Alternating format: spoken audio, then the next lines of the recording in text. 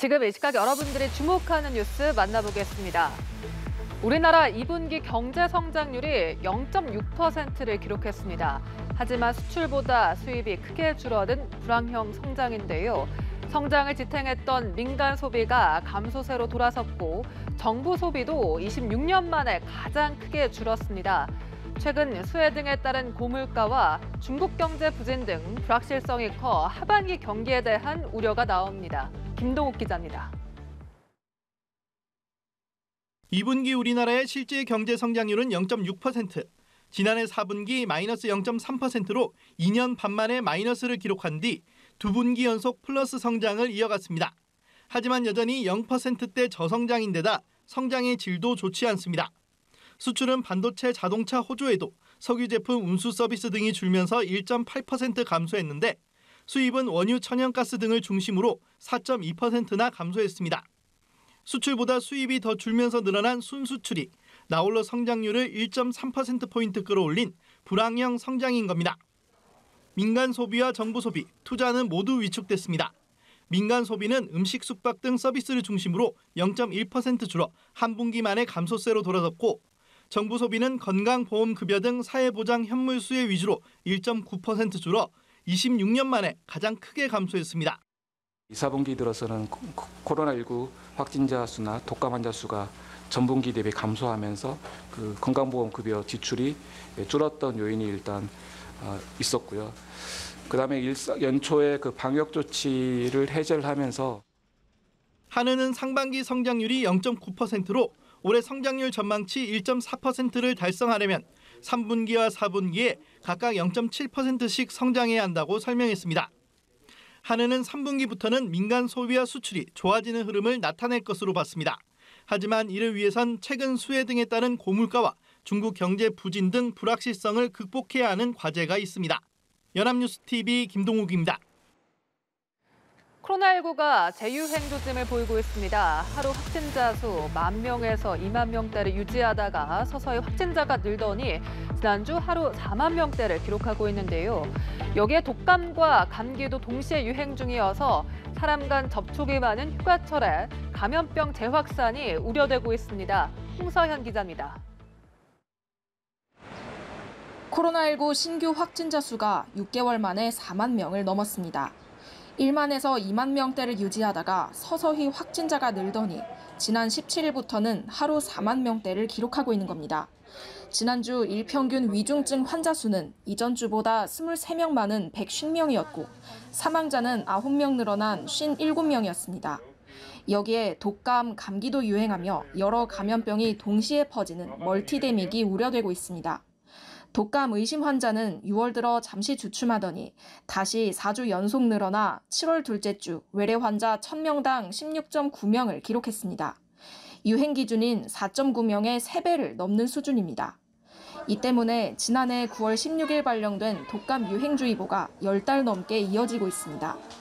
감기를 일으키는 리노바이러스와 아데노바이러스도 꾸준히 검출되며 유행이 계속되고 있습니다.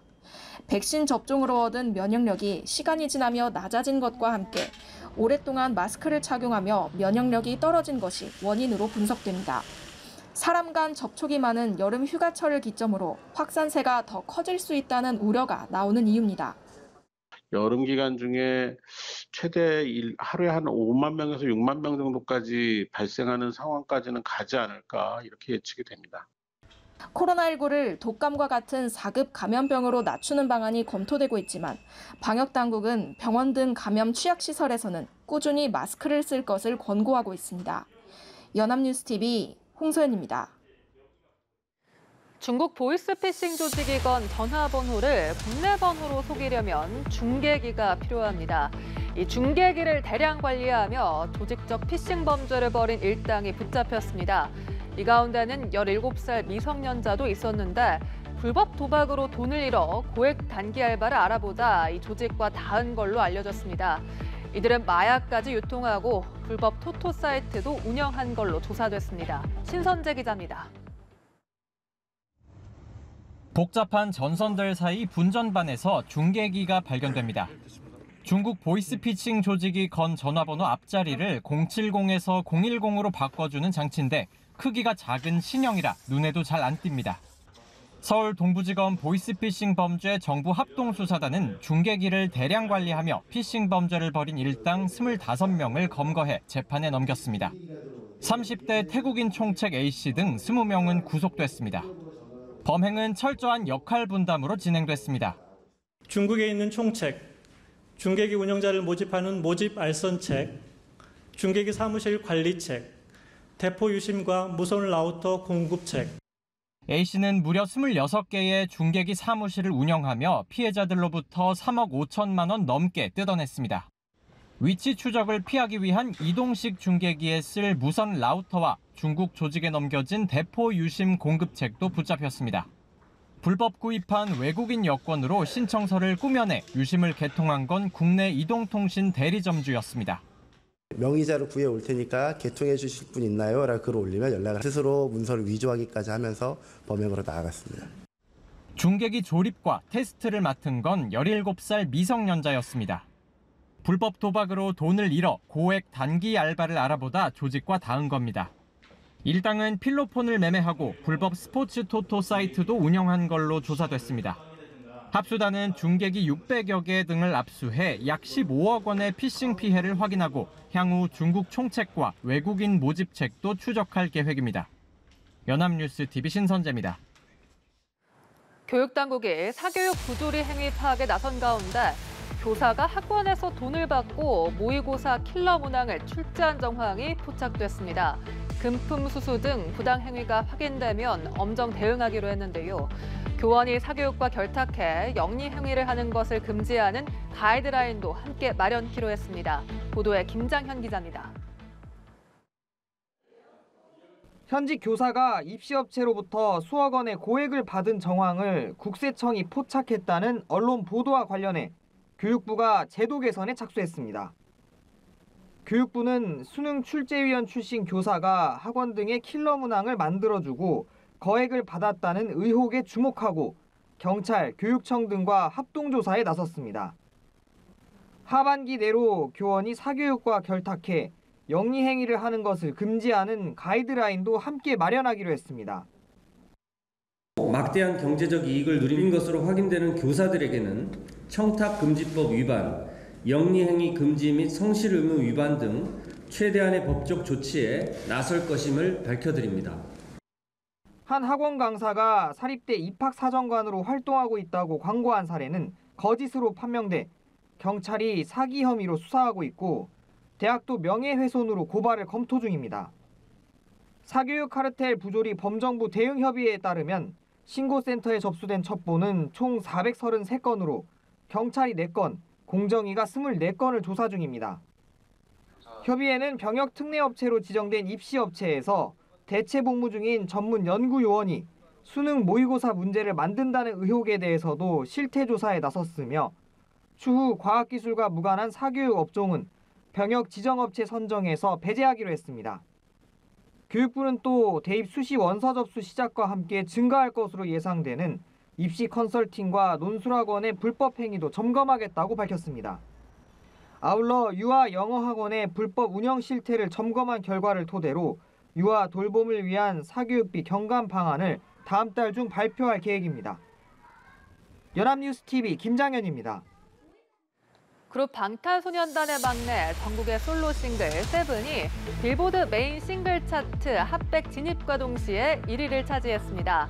K-팝 솔로 가수가 이 차트 정상에 오른 것은 지난 4월 같은 그룹의 멤버 지민의 라이크 크레이지에 이어 두 번째인데요. 글로벌 팝스타로서 입지를 굳혔다는 평가가 나옵니다. 오주연 기자입니다. 방탄소년단의 황금 막내 정국이 솔로 싱글 세븐으로 빌보드 메인 싱글 차트 핫백 정상에 섰습니다. 차트에 진입하자마자 1위로 직행한 핫샷 데뷔로 역대 68번째 기록입니다. 핫백은 라디오 방송과 앨범 판매, 스트리밍 횟수 등을 종합해 발표하는 빌보드 메인 차트로 여러 차트 중에서도 단연 으뜸으로 꼽힙니다. K-팝 솔로 가수가 이 차트 정상에 오른 것은 지난 4월 같은 그룹의 멤버 지민의 라이크 크레이지에 이어 두 번째입니다. 세븐은 리듬과 사운드, 분위기의 조합이 굉장히 특색 있는 곡이라고 말할 수 있을 것 같고요. 전자음악 리듬과 여름 기운이 느껴지는 사랑하는 사람과 일주일 내내 함께하고 싶다는 가사의 영어곡을 솔로 데뷔작으로 선택하면서 글로벌 음악 팬들에게 쉽게 다가가는 데 성공한 겁니다. 음악적으로는 어쿠스틱 기타와 1990년대 초반 영국에서 만들어진 전자음악의 한 장르인 UK 게러지 리듬이 돋보입니다. 정국지 같은 경우는 굉장히 팝스타적인 어쨌든 정말 대중적인 형태로 데뷔를 했다고 저는 생각을 하고 있거든요. 노래 자체도 이제 UK 게러지, 투스텝 게러지 스타일의 R&B 곡으로서 굉장히 좀 세련된 느낌으로 잘 풀어냈다고 생각을 하고요. 전국의 세븐 뮤직비디오 조회수는 공개 열흘 만에 1억 뷰를 돌파하며 높은 주목도를 다시 한번 입증했습니다. 군복무가 예정되며 군백기 우려를 낳았던 방탄소년단. 멤버들의 눈부신 솔로 활동이 이어지며 사실상 공백기 없는 활약을 펼치고 있습니다. 연합뉴스TV 오주현입니다.